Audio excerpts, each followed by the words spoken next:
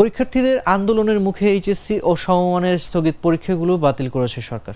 শিক্ষা মন্ত্রণালয়ের নির্দেশনায় অনিবার্য কারণে বাকি পরীক্ষাগুলো বাতিলের আদেশ জারি করেছে 11টি শিক্ষা বোর্ডের মোর্চা বাংলাদেশ আন্তঃশিক্ষা বোর্ড সমন্বয় কমিটি।